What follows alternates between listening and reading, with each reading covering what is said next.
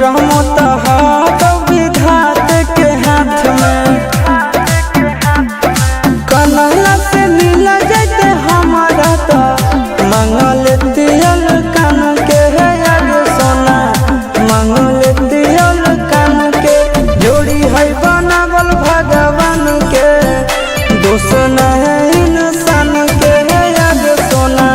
दोष न है भगवान के जोड़ी है बनावल भगवान के दोष न है इंसान के है यार सोना दोष न है इंसान के।